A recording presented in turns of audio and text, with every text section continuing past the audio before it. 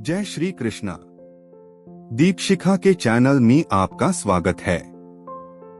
श्रीमद् भगवत गीता इस संन्यास की सिद्धि, अध्याय 18 भाग 11।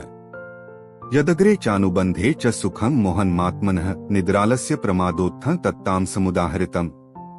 इसका भावार्थ है, तथा जो सुख आत्म साक्षात्कार के प्रति अंधा है, जो प्रारंभ से लेकर अंत तक मोहकारक है, और जो निद्रा, आलस्य तथा मोह से उत्पन्न होता है, वह तामसी कहलाता है। इसका तात्पर्य है, जो व्यक्ति आलस्य तथा निद्रा में ही सुखी रहता है, वह निश्चय ही तमोगुणी है। जिस व्यक्ति को इसका कोई अनुमान नहीं है कि किस प्रकार कर्म किया जाए और किस प्रकार नहीं, वह भी तमोगुणी है। तमोगुणी व्यक्ति के लिए सारी वस्तुएं भ्रम मोह हैं। उसे न तो प्रारंभ में सुख मिलता है, न अंत में। रजोगुणी व्यक्ति के लिए प्रारंभ में कुछ क्षणिक सुख और अंत में दुख हो सकता है, लेकिन जो तमोगुणी है, उसे प्रारंभ में तथा अंत में दुख ही दुख मिलता है। न तदस्ति पृथिव्या वा दिवि देवेषु वा पुनः सत्वं प्रकृतिजैर्मुक्तं यदेभ्यः स्यात् त्रिभिर्गुणैः। इसका भावार्थ है, इस लोक में, स्वर्ग लोकों में या देवताओं के मध्य में कोई भी ऐसा व्यक्ति विद्यमान नहीं है जो प्रकृति के 3 गुणों से मुक्त हो। इसका तात्पर्य है, भगवान इस श्लोक में समग्र ब्रह्मांड में प्रकृति के 3 गुणों के प्रभाव का संक्षिप्त विवरण दे रहे हैं। ब्राह्मण क्षत्रिय विशा शूद्राणा च परंतप कर्माणि प्रविभक्तानि स्वभाव प्रभवैर्गुणैः। शमो दमस्तपः शौचं क्षान्तिरार्जवमेव च ज्ञान विज्ञानमास्तिक्यं ब्रह्म कर्म स्वभावजम्। शौर्य तेजो धृतिर्दाक्ष्य युद्धे चाप्यप्लायन दानमिश्रवर भावश्च क्षात्रं कर्म स्वभावजम्। कृषि गोरक्ष्य वाणिज्य वैश्य कर्म स्वभावजम् परिचर्यात्मकं कर्म शूद्रस्यापि स्वभावजम्। स्वे स्वे कर्मण्यभिरतः संसिद्धि लभते नरः स्वकर्मनिरतः सिद्धि यथा विन्दति तच्छृणु। इसका भावार्थ है, हे परंतप, ब्राह्मणों, क्षत्रियों, वैश्यों तथा शूद्रों में प्रकृति के गुणों के अनुसार उनके स्वभाव द्वारा उत्पन्न गुणों के द्वारा भेद किया जाता है।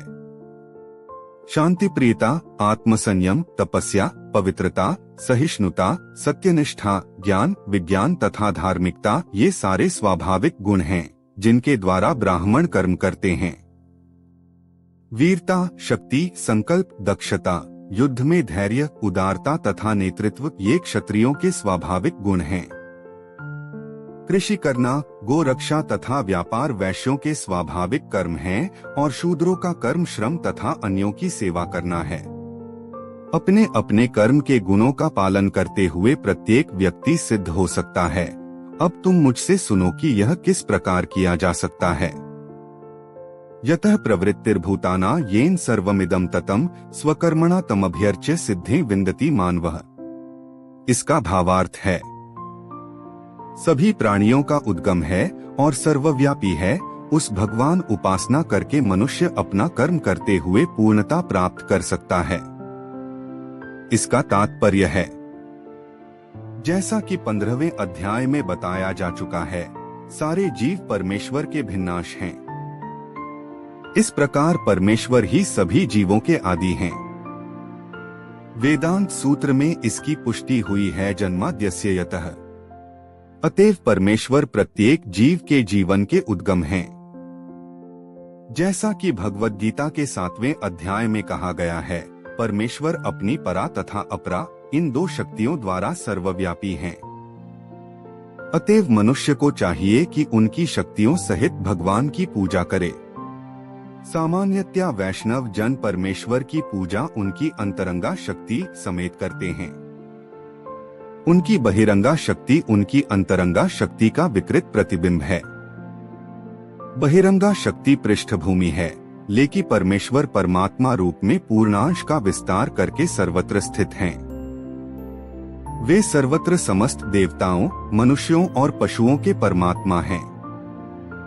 अतएव मनुष्य को यह जानना चाहिए कि परमेश्वर का भिन्नाश अंश होने के कारण उसका कर्तव्य है कि वह भगवान की सेवा करे। प्रत्येक व्यक्ति को कृष्ण भावनामृत में भगवान की भक्ति करनी चाहिए। इस श्लोक में इसी की संस्तुति की गई है। प्रत्येक व्यक्ति को सोचना चाहिए कि इंद्रियों के स्वामी ऋषिकेश द्वारा वह विशेष कर्म में प्रवृत्त किया गया है।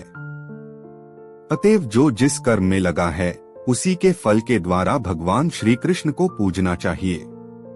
यदि वह इस प्रकार से कृष्ण भावनामय होकर सोचता है तो भगवत कृपा से वह पूर्ण ज्ञान प्राप्त कर लेता है। यही जीवन की सिद्धि है। भगवान ने भगवद गीता में 12.7 कहा है, तेषामहं समुद्धरता। परमेश्वर स्वयं ऐसे भक्त का उद्धार करते हैं। यही जीवन की सर्वोच्च सिद्धि है। कोई चाहे जिस वित्तीय परक कार्य में लगा हो, यदि वह परमेश्वर की सेवा करता है तो उसे सर्वोच्च सिद्धि प्राप्त होती है। कभी कभी व्यापारिक क्षेत्र में भी व्यापारी को लाभ कमाने के लिए झूठ बोलना पड़ता है। यदि वह ऐसा नहीं करे तो उसे लाभ नहीं हो सकता। कभी कभी व्यापारी कहता है, अरे मेरे ग्राहक भाई, मैं आपसे कोई लाभ नहीं ले रहा। लेकिन हमें समझना चाहिए कि व्यापारी बिना लाभ के जीवित नहीं रह सकता। अतएव यदि व्यापारी यह कहता है कि वह कोई लाभ नहीं ले रहा है तो इसे एक सरल झूठ समझना चाहिए। लेकिन व्यापारी को यह नहीं सोचना चाहिए कि चूंकि वह ऐसे कार्य में लगा है जिसमें झूठ बोलना आवश्यक है, अतएव उसे इस व्यवसाय वैश्य कर्म को त्याग कर ब्राह्मण की वृत्ति ग्रहण करनी चाहिए। इसकी शास्त्रों द्वारा संस्तुति नहीं की गई। चाहे कोई क्षत्रिय हो, वैश्य हो या शूद्र, यदि वह इस कार्य से भगवान की सेवा करता है तो कोई आपत्ति नहीं है। कभी कभी विभिन्न यज्ञों का संपादन करते समय ब्राह्मणों को भी पशुओं की हत्या करनी होती है, क्योंकि इन अनुष्ठानों में पशु की बलि देनी होती है। इसी प्रकार यदि क्षत्रिय अपने कार्य में लगा रहकर शत्रु का वध करता है तो उस पर पाप नहीं चढ़ता। तृतीय अध्याय में इन बातों की स्पष्ट एवं विस्तृत व्याख्या हो चुकी है।